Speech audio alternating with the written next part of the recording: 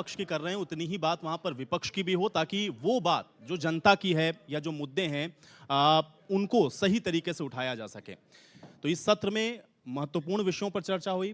कांग्रेस की तरफ से अपनी बातें रखी गई, आम आदमी पार्टी ने भी अपनी बातों को रखा और डायलॉग, कैपिटल डायलॉग, लगातार चर्चा अलग अलग सेशंस में हम कर रहे हैं। और अगले सत्र की ओर जब हम बढ़ेंगे तो उसमें भी बात विपक्ष की ही होगी, विपक्ष के मुद्दों की होगी और ये जानने और समझने की कोशिश होगी कि ये जो 9 साल हैं उसमें विपक्ष के जो सवाल हैं वो किस प्रकार के हैं और विपक्ष जो ये सवाल उठा रहा है उसको किस नजरिए से प्रदेश की जनता देख रही है और उसके जवाब क्या हैं। ये लगातार हम लोग खंगालने की और तलाशने की कोशिश कर रहे हैं। तो जो अगला सत्र है उसकी ओर हम बढ़ेंगे और हमारे साथ इस सत्र में जो खास मेहमान जुड़ेंगे उनको मैं आमंत्रित करना चाहूंगा। अशोक तंवर जी हमारे साथ मौजूद हैं, चेयरमैन हैं आप कैंपेन कमेटी हरियाणा के। अशोक तंवर जी, बहुत स्वागत आपका, तालियों के साथ स्वागत करें आप। अशोक तंवर जी मंच पर आए आप और इस सत्र को आगे बढ़ाएंगी मेरी सहयोगी सोनल। तो इस सत्र में भी चर्चा होगी इसी विषय पर, सरकार के 9 साल और विपक्ष के सवालों के जो जवाब हैं उसको थोड़ा सा समझने और तलाशने की कोशिश करेंगे। Sonal, over to you. Thank you Ayush, बहुत बहुत स्वागत है अशोक तंवर जी आपका हमारे इस सत्र में। लगातार हम पॉलिटिकल हैपनिंग्स पर चर्चा कर रहे हैं और आप चूंकि आपके पास जिम्मा है, आप प्रचार समिति के अध्यक्ष भी हैं आम आदमी पार्टी के। सबसे पहले तो यही सवाल है मेरा आपसे कि कैसा चल रहा है प्रचार हरियाणा में? प्रचार बहुत बढ़िया चल रहा है और मैं समझता हूँ कि जितनी सत्ता की विफलताएं हैं, जो विपक्ष पूरी तरीके से आज जिम्मेदारी निभाने में असक्षम है, इन्हीं बातों को लेकर के आम आदमी पार्टी हरियाणा की जनता के बीच में जा रही है और जनता बदलाव चाहती है। ये आने वाले 2024 के अंदर इस हरियाणा के अंदर देखने को मिलेगा। तो जनता बदलाव चाहती है, लेकिन आम आदमी पार्टी क्या उस बदलाव का पैमाना हरियाणा में गढ़ने के लिए पूरी तरह से तैयार है? आम आदमी पूरी मजबूती से लगी है। हमने लगातार कई कैंपेन चलाए हैं। हरियाणा के अंदर बिजली आंदोलन चला, सदस्यता अभियान चला, उसके बाद परिवार जोड़ने का अभियान चला और अभी हमारा हर जगह, हर गांव के अंदर जो हमने कमेटियां बनाई हैं उनके सम्मान समारोह के माध्यम से लोगों के बीच में जा रहे हैं। और 15 तारीख से बदलाव यात्रा आम आदमी पार्टी पूरे हरियाणा में शुरू करेगी। 4 जगह से चलने वाली ये 10 दिन की यात्रा वो हरियाणा के 90 के 90 विधानसभा और 10 की 10 लोकसभा में जाएगी। तो तैयारी है और हम तो सबको, ये अकेली हमारी तैयारी से नहीं होगा। अगर बदलाव लेकर के आना है कि हरियाणा के 3.25 करोड़ एक लोग व्यक्ति को मन बनाना पड़ेगा और तभी हरियाणा आगे बढ़ेगा, तभी ये देश आगे बढ़ेगा। नहीं तो हमने देखा आज़ादी के पिछले लगातार 75 वर्ष से ज़्यादा हो गए, लेकिन बुनियादी सुविधाओं के लिए आम आदमी आज भी जूझ रहा है।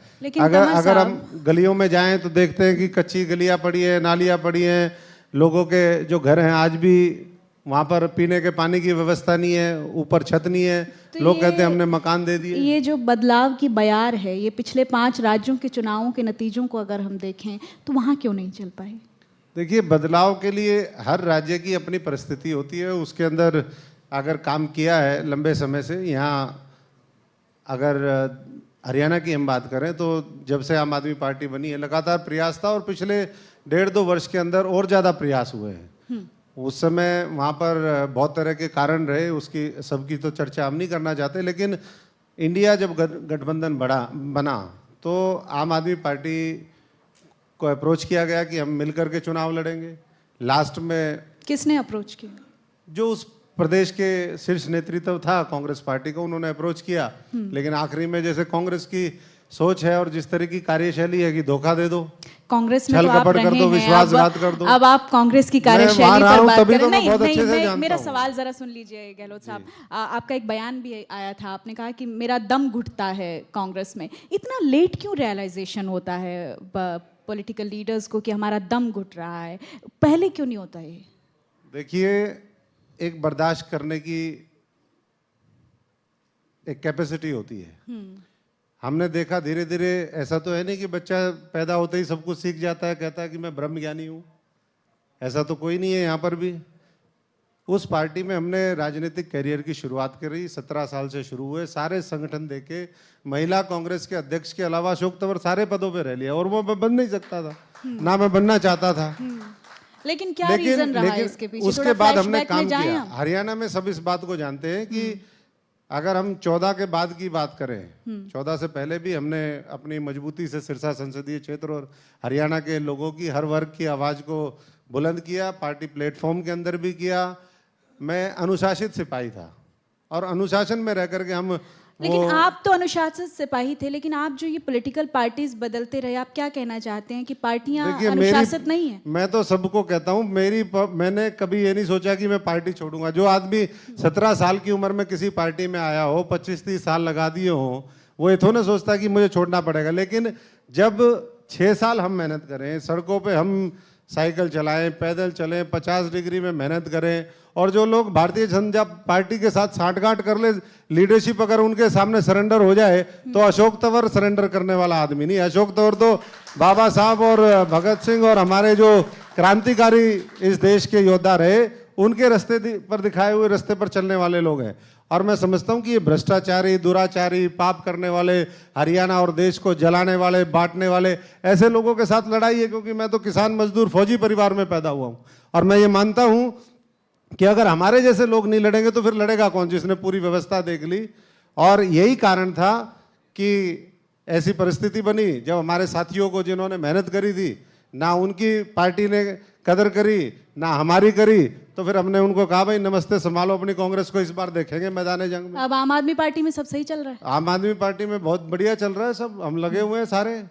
और मैं तो एक बात कहता हूँ, जो जनता के साथ, सच्चे ईमानदार लोगों के साथ विश्वासघात करता है, गड़बड़ करता है, ऊपर वाला उसका पक्का इलाज करता है, चाहे वो कोई भी हो। अच्छा, और जो अच्छा करता है उसके लिए। और मैं तो ये भी कहता हूँ, पार्टी मैंने नहीं बदली, ऊपर वाले ने बदलवाई है। हरियाणा के लोगों, हाथ जोड़ के कह रहा हूं कि ना तो हमने पहले कभी सोचा, ना आज सोच रहे, लेकिन अगर कोई गलती करेगा तो उसको ना आप बख्शना ना मैं बख्शूंगा। अच्छा। हमारा पिछला चुनाव भी यही था कि जिसकी गर्दन में रोड है, रोड तो समझते होगे, आयरन रोड, और जिसके मरोड़ है उसकी दोनों की निकालनी, और वो निकाली हमने पिछली बार। और इस बार असली तो हम निकालेंगे।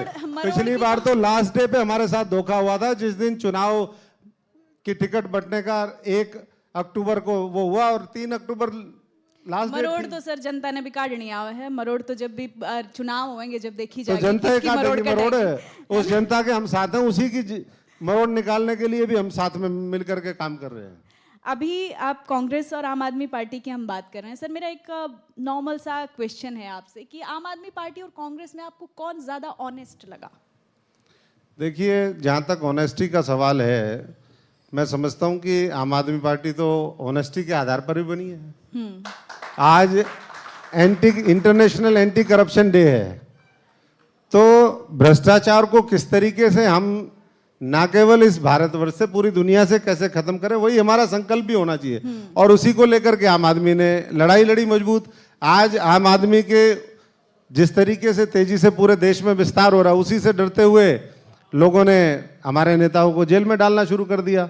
लेकिन कहते हैं कि बाधाएं कब बांध सकी आगे बढ़ने वालों को, विपदाएं कब रोक सकी है मरकर जीने वालों को, तो कैसे रोकेंगे ये?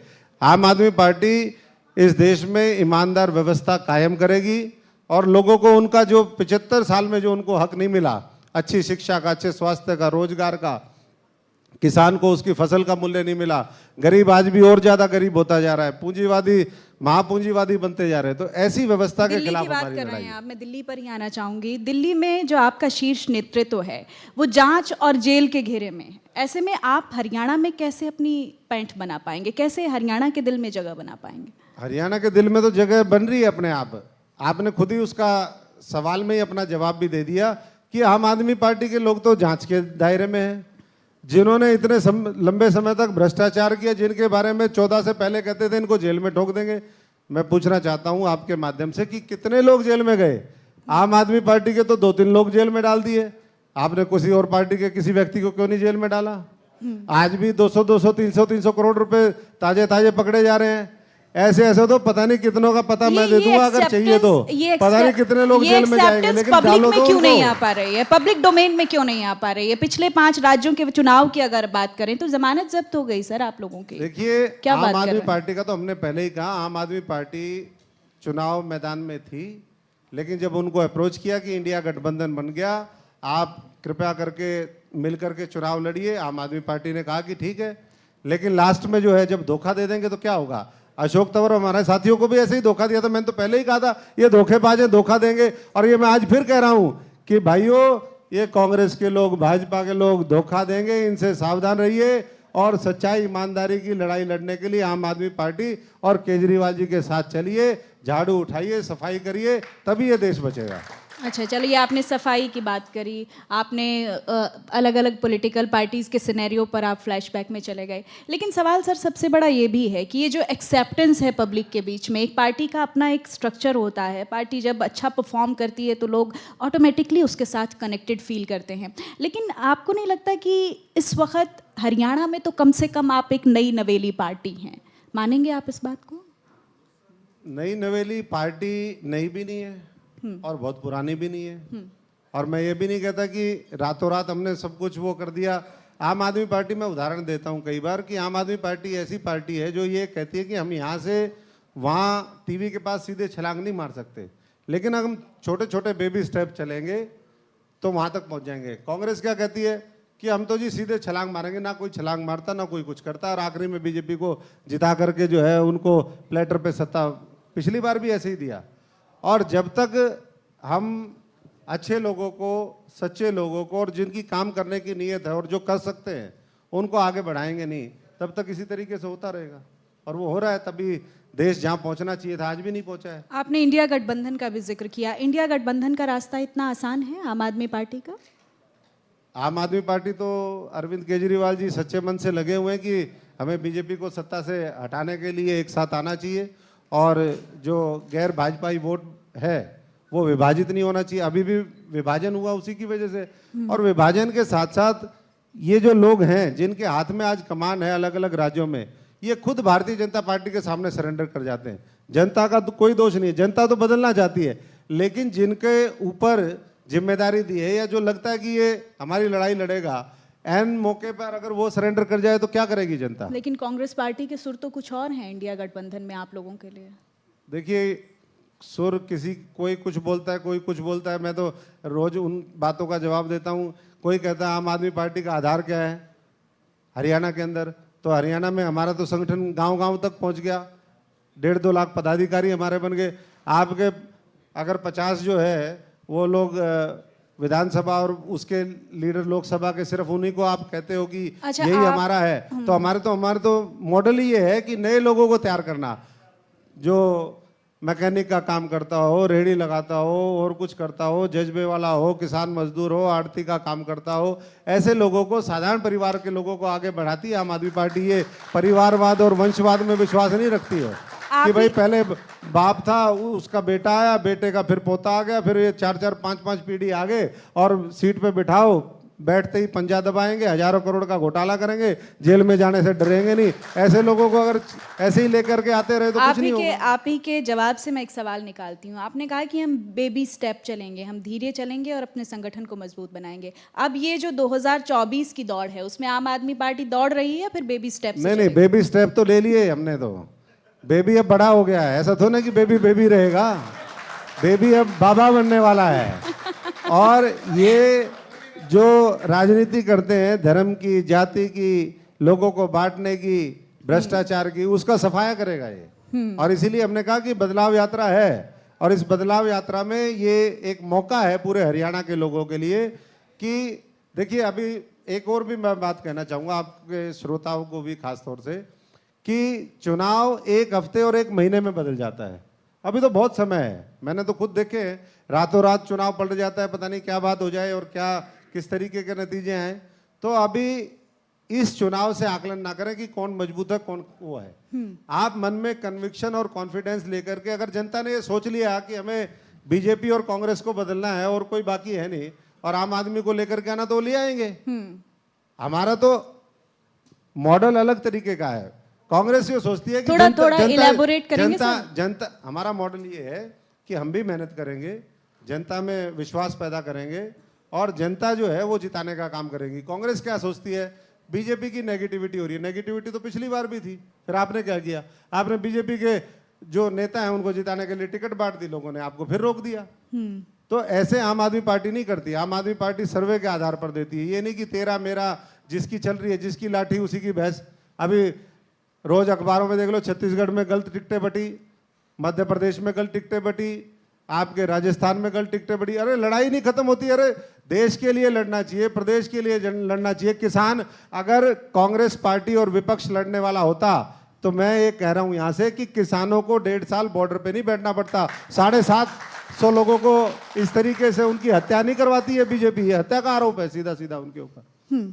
ऐसे ही कभी कर्मचारी बैठते हैं, कभी कोई और बैठता है। विपक्ष, जनता का दायित्व ये है कि हम वोट दे दे, फिर उसके बाद हमारी जो राजनीतिक पार्टियां हैं, जो सत्ता में बैठे वो अच्छा काम करके दिखाए, जो विपक्ष में है वो विपक्ष की भूमिका निभाए। आरोपों की या बात दोनों कर रहे हैं आप। आरोप तो आम आदमी पार्टी पर भी कम नहीं है सर। देखिए, आम आदमी पार्टी के ऊपर आरोप लगाने वाले तो बहुत तरह के आरोप लगाएंगे, लेकिन मैं इतना कह सकता हूं कि आम आदमी पार्टी औरों से कई गुना बेहतर है, और हम बेहतर व्यवस्था बनाने के लिए, पार्टी का स्ट्रक्चर बनाने के लिए, अच्छे लोगों को लाने के लिए प्रयास रहता है, और वो आम आदमी पार्टी करने में लगी हुई है।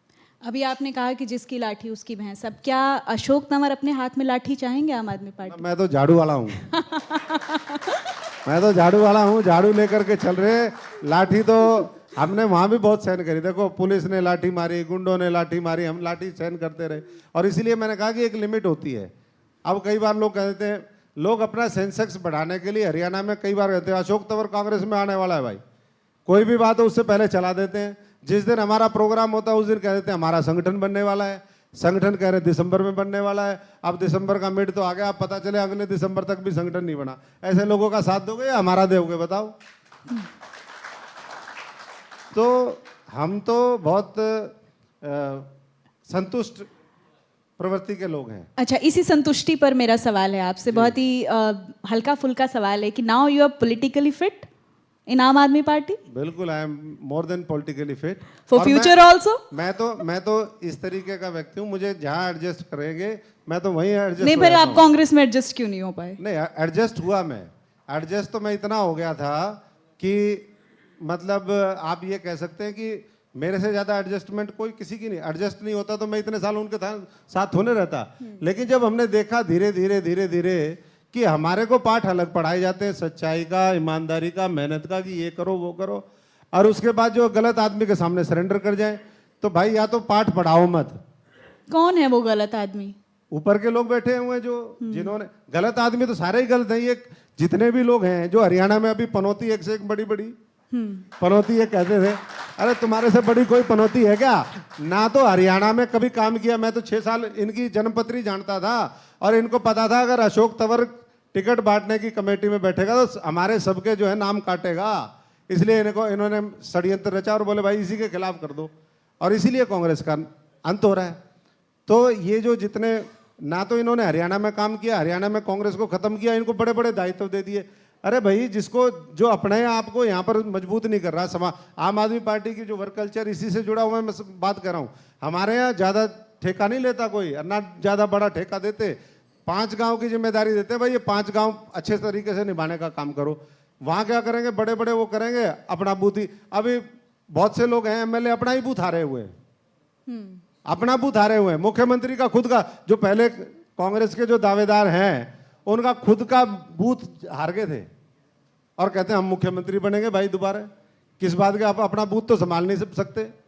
लेकिन दम तो आम आदमी पार्टी ने भी चुनावों में खूब लगाया सर। आप भी कह रहे हैं हम ग्रास रूट के कार्यकर्ता हमारे वहाँ काम कर रहे हैं, हम बूथ लेवल पर काम कर रहे हैं, बहुत कोशिश हुई आप। तो हमारा 13% वोट शेयर भी आया। पिछले जब हम चुनाव लड़े 13% वोट शेयर आया। बीजेपी के बाद वोट शेयर हमारा था, कांग्रेस तो बहुत पीछे थी उसके। और अभी राजस्थान और एमपी में क्या हुआ सर? राजस्थान और एमपी में धोखा हुआ। अच्छा, और धोखा दुनिया भर को देखा, धोखा देके कोई नहीं बच पाएगा। कौन है असली कौन है नकली सबको पता चल जाएगा। तो अब धीरे धीरे जो है ये समझ में आ रहा है लोगों को। मतलब जहां वोट मिल जाए, जहां वोट शेयर अच्छा आ जाए, वहां तो ठीक है, बाकी जगह धोखा है देखिए, हम पूरी दुनिया का ठेका उठा ले, पूरे हरियाणा का, उसका कोई फायदा नहीं। नहीं। ठेका तो आपको उठाना पड़ेगा, ठेका तो आपको उठाना पड़ेगा। ने यहाँ सुशील गुप्ता जी बैठे, अपनी पार्टी का तो कम से कम उठाना पड़ेगा। अपनी का कह रहे हैं। हाँ। हम हरियाणा जीत के देंगे, हम हरियाणा जीत के देंगे, विधानसभा चुनाव में भी और लोकसभा में भी। और ये कहते हैं जो सक्षम है, सक्षम है, सक्षम तो हारने के लिए सक्षम है। पिछली बार सक्षमता देखी तो थी, बाप बेटा हार गए, 10 की 10 सीटें हरवा दी। काम करते तो ऐसा नतीजा थोड़ा ना आता। पूरे इंडिया में रिकॉर्ड बना दिया। बाप बेटे के अलावा एक और पार्टी भी तो है सर हरियाणा में ना, बीजेपी भी है। नहीं वो तो है, वो तो पार्टी है ही। उसी पार्टी के खिलाफ तो हमारी जंग है, उसी को तो रिप्लेस करेंगे और किसका करेंगे। उनको तो जनता ने देख लिया सबको, अब तो जनता ये देख रही है कि भाई इसको कौन हटाएगा, और उसको हटाने के लिए हम जनता के बीच में जा रहे हैं लगातार। अच्छा, आम आदमी पार्टी किस फेज पे चुनाव लड़ेगी 2024 का? आम आदमी हरियाणा पार्टी इस देश को दुनिया का नंबर 1 देश बनाने के लिए किस फेज पे चुनाव लड़ेगी? फेस अरविंद केजरीवाल जी। यहाँ भी अरविंद केजरीवाल हरियाणा में आपका देखो फेस? नेता तो नेता है, जब मोदी जी के नाम पे बाकी प्रदेश जीत सकते हैं तो आप अरविंद उसी केजरीवाल मैजिक को हरियाणा दोहराने का की लाल है। कोशिश करेंगे? नहीं, मैजिक तो सबकी यहाँ नहीं, बट मैजिक था इससे इनकार नहीं करेंगे ना सर। देखिए, आप इलेक्शन का रिजल्ट देखिए। मैजिक के साथ साथ लोगों ने सरेंडर कर दिया। अब बहुत चीजें ऐसी हैं जो मैं समझता हूँ कि यहाँ बताने की बात नहीं, बता दीजिए आप, कोई बात नहीं, हम सुन बता तो दिया, इतना बता दिया कि सांठगांठ होगी, सरेंडर हो गया। जनता जिताना चाहती है, लीडर सरेंडर कर रहे हैं, तो क्या होगा भाई बताओ। अब आप लोग सारे लोग हो, मेरे पर विश्वास कर लो, गुप्ता जी पे कर लो, और हम सरेंडर कर दें कहीं जाके, तो कुछ हो सकता है आप लोगों का? और प्रदेश का कुछ हो सकता है क्या? ये कर रहे हैं लोग। मतलब जहां जीत गए वहां सरेंडर, और आपके साथ धोखा। देखो हमारे साथ तो धोखा ही हुआ अभी तक तो। ये आपकी निजी पीड़ा है क्या सर? निजी पीड़ा? निजी नहीं, मेरी पार्टी नहीं, की भी मतलब पीड़ा है। आपकी आंखों में दर्द है इस नहीं चीज नहीं, मैं तो इन चीजों से बहुत, मैंने कहा मैं संतुष्ट आत्मा हूँ, एलिवेटेड सोल हूँ मैं। ये छोटी मोटी चीजों में नेगेटिव तो मेरे आसपास भी नहीं भटक सकती। नहीं तो 25-30 साल किसी पार्टी को दिए हुए उसके बाद आदमी पागल हो जाता है। और मैं देखो पहले से और ज्यादा ऊर्जा के साथ आप, और उसके बाद भी अलग अलग पार्टीज ट्राई कर रहे हैं आप। नहीं ट्राई, मैंने कहा कि देखिए कई बार ये आपके मंच से ही चलिए इस चीज का भी एक्सप्लेनेशन दे दें। कांग्रेस छूट गई लास्ट मिनट पे क्योंकि धोखा हुआ। अब हम वहां पर चुपचाप बैठे रहते तो उनके हौसले और बढ़ते, वो और अत्याचार करते, दूसरे प्रदेशों पे करते, किसी और के ऊपर करते। कम से कम उनको ये तो एहसास हुआ कि भाई ये गलत चीजें नहीं करनी चाहिए, हो सकता है कुछ अपनी कार्यशैली में बदलाव लेकर के आए। उसके बाद हम कहीं भी नहीं जाना चाहते थे दूसरी जगह। हमने अपना भारत मोर्चा बनाया, एक प्लेटफॉर्म जिसमें हम सारे साथियों को इकट्ठा करें। वो कोई पार्टी तो थी नहीं, वो तो एक न्यूट्रल प्लेटफॉर्म था। वो आज भी है, वो आगे भी है। उसके बाद हम तृणमूल कांग्रेस में गए, और तृणमूल कांग्रेस 6 महीने तक वो शुरुआत नहीं कर पाई हरियाणा में कुछ भी करने की। और जैसे जैसे समय बढ़ रहा था हमारे साथियों का भी प्रेशर था। अब मान लीजिए कोई आगे ही नहीं चलेगा, तो हम तो पिछला 30 साल दे दिए हमने लोगों को। मेरे से अशोक तंवर का अगर होता मामला तो जितनी गंदी राजनीति थी, मेरे को तो घर बैठ जाना चाहिए था, और मैं घर भी बैठ जाता। तो फिर आपने इतना लेट क्यों किया? मैं वही कह रहा हूँ, नहीं उसके बाद तो चुनाव आएगा ना। कहते हैं ढोल पे पैर उठता है। ऐसा नहीं कि अभी आप 4 साल पहले वो करने के लिए चलते और लोग ये कह देते कि भाई अब क्या नाम है, आओ अभी नई नई सरकार बनाई, अभी हम एजिटेशन भी शुरू करते। कभी ऐसा होता नहीं। लोग भी नई सरकार को दोबारा टाइम देना चाहते हैं। उन्होंने टाइम दिया, अच्छा सर, हमने भी टाइम दिया। उसके बाद फिर हमें लगा कि नहीं भाई आम आदमी पार्टी के साथ मिलकर के काम बेहतर तरीके से हो सकता है। वो लोग नहीं कर रहे। और मैं वैसे कहें, ममता जी फाइटर है और इसीलिए हम उनके साथ गए थे। हमारी उनके प्रति इज्जत में कोई कमी नहीं। मैंने बताया ना, उन्होंने 6 महीने कुछ किया ही नहीं। पार्टी अगर काम करेगी, पार्टी की नीतियों के हिसाब से काम करना पड़ता है। अशोक तंवर को अकेले करना होता तो फिर हमने उनको ज्वाइन ही क्यों करना था? हमें तो कोई जो आवश्यकता ही नहीं थी। सो बीइंग अ पॉलिटिशियन, मैं एक आपकी थोड़ा अंदर की बात जानना चाहूँगी कि जब आप किसी पॉलिटिकल पार्टी में होते हो, तो जब आपकी एक पॉलिटिकल एक आइडियोलॉजी होती है, एक पॉलिटिशियन उस पर काम करता है, और एक अपना निजी हित भी होता है, तो आप इन दोनों में से अशोक तंवर किस चीज़ को सर्वोपरि मानते हैं, और उनका अपना अनुभव राजनीति का क्या कहता है इसके बारे में? देखिए, आइडियोलॉजिकल था तभी अशोक तंवर बीजेपी में नहीं गया। नहीं तो लोग जो है पहले से सेटिंग करके फिर चले जाते हैं। तो आपकी आइडियोलॉजी बीजेपी से बिल्कुल मैच नहीं करती, आप आगे भी बीजेपी में कभी बिल्कुल मैच नहीं करती, ना करती थी, ना करेगी। लेकिन मैं समझता हूँ कि जो लोग दूसरे लोग हैं उनको तो मिलकर के लड़ना चाहिए ना। वो मिलके तो लड़े अच्छे तरीके से। तो आज आम आदमी पार्टी लड़ रही है, हम उनके लेकिन साथ जब कोई अच्छा पद, कोई अच्छी पोजीशन मिल जाती है, तो लोग पॉलिटिकल आइडियोलॉजी को भी किनारे कर देते हैं। देखिए, पद पोस्ट इसका ऊपर वाले का बड़ा आशीर्वाद रहा, और मैं धन्यवाद भी करता हूँ इस मंच के माध्यम से कि कांग्रेस की लीडरशिप का भी आशीर्वाद रहा। पद तो सारे देख लिए हमारे, उससे बड़े जिस समय कांग्रेस का पूरा देश में रुका होता था, उस समय 2 पोस्ट तो मैंने 10 साल तो एनएसयूआई यूथ कांग्रेस का पूरे देश का अध्यक्ष रह लिया, कई प्रदेशों के प्रभारी रह लिए, पार्टी के यहाँ पर अध्यक्ष भी रह लिए। तो और पद क्या चाहिए था? और क्या मैं समझता हूँ कि यहाँ पद की अब कोई लड़ाई नहीं है, लड़ाई उन लोगों की है जिनका हमारे ऊपर विश्वास है, उनके लिए लड़ना, वो मैं समझता हूँ कि मेरी नैतिक भी, राजनीतिक भी और सामाजिक भी जिम्मेदारी बनती है, और इसलिए मैं लड़ रहा हूँ। और इसलिए मैंने कहा कि राजनीति जिस तरीके की बन गई है, वो तो कहीं ना कहीं ऐसा मामला हो जाता है कि हाँ भाई छोड़ो इसको, लेकिन फिर प्रेरणा मिलती है कि नहीं भाई, ऐसे लोग तो चाहते ही हैं कि साफ सुथरे लोग राजनीति में ना आए। और इसीलिए मैं कह रहा हूं कि इस यात्रा के माध्यम से, बदलाव यात्रा के माध्यम से, अब आम हम आदमी लोगों के बीच पार्टी में अशोक तंवर अपना भविष्य कैसे देखते हैं? अशोक तंवर का बहुत बढ़िया भविष्य है, मेरा भविष्य अच्छा है, सबका भविष्य अच्छा है। एक दूसरे के भविष्य के साथ जुड़ करके अगर प्रदेश का भविष्य अच्छा है, वो अच्छे लोगों को चुनना चाहते हैं, तो अशोक तंवर का अच्छा भविष्य खुद ही हो जाएगा। तो आगे किस रोल में आप अपने आप को देखना चाहेंगे? भविष्य 2.25 करोड़ लोगों से अच्छा थोड़ा ना हो सकता है। या जहां हम चुनाव लड़ते हैं, मैं कई बार सिरसा में हम चुनाव हारे, तो कई बार मैं लोगों को कहता था, आज भी लोग याद कर रहे हैं, और मैं पूरी जिम्मेदारी के साथ यहाँ कह रहा हूँ, जितना मैंने समय दिया, जितना मैंने काम किया, जितने हम वहां पर बड़े प्रोजेक्ट लेकर के आए, आज तक के सिरसा के इतिहास में मुख्यमंत्री रह लिए, उप प्रधानमंत्री तक रह लिए, अभी भी हैं, कोई इतने बड़े बड़े प्रोजेक्ट लेकर के आया। न्यूक्लियर प्लांट था 23,000 करोड़ रुपए का, आज उसका एस्केलेशन होकर के 30-32,000 करोड़ का प्रोजेक्ट पहुंच गया, लेकिन कुछ नहीं किया इन्होंने। अब 2024 के लिए हरियाणा में आम आदमी पार्टी चुनावी ताल ठोक रही है। आप किन मुद्दों पर ये चुनाव लड़ने वाले हैं? क्या मुद्दे लेकर आप जनता के बीच में जाएंगे? मुद्दे बुनियादी मुद्दों से लेकर के अच्छी शिक्षा का मुद्दा है, अच्छे स्कूल बनवाने का है, अच्छे अस्पताल बनवाने का है, रोजगार के साधन मुहैया हो, कानून व्यवस्था हरियाणा की ठीक हो, हमारे उद्योग धंधे यहाँ पर स्थापित हो। जो पलायन आज बीजेपी की सरकार होते हुए लोग पानीपत से कह रहे हैं, वहाँ पर योगी जी से मिल के आ रहे हैं, कह रहे हैं कि जी हम जो है 2000 लोग आए हैं टेक्सटाइल इंडस्ट्री के, हमारा हरियाणा में जो है मामला अब डामाडोल है, हम यहाँ पर शिफ्ट करना चाहते हैं। नोटबंदी में कितने उद्योग बंद हो गए, उसके बाद जीएसटी गलत तरीके से लागू किया, तो आज हजारों उद्योग जो बंद हुए हैं, वो ऐसा ना हो। दूसरे प्रदेशों से भी हरियाणा के पास स्ट्रेटेजिक एडवांटेज है, इतनी अच्छी लोकेशन है दिल्ली एनसीआर के नज़दीक, जिससे अपने आप ही बहुत सी चीज़ें आसानी से हमारे यहाँ हो सकती हैं। लेकिन दिल्ली एनसीआर में तो बहुत प्रोग्रेस हो रही है, लगातार वहाँ पर नई नई कंपनीज आ रही हैं, अच्छा तो इससे भी ज़्यादा हो सकती है, इससे भी ज़्यादा हो सकती है, और उसी के लिए आम आदमी पार्टी और काम करेगी। तो आम आदमी पार्टी जब जनता के बीच जाएगी तो इन तमाम मुद्दों के साथ जाएगी, और जनता का कितना साथ, कितनी अपेक्षा है आपको कि जनता आपको उतना सपोर्ट करेगी? जब जनता के बीच में हम जाते हैं तो जनता ये कहती है कि हमने सबको देख लिया, और इस बार हम आम आदमी पार्टी पंजाब को वाला मौका फॉर्मूला आपको लगता है हरियाणा में भी चलेगा? दें। बिल्कुल चलेगा, क्यों नहीं चलेगा।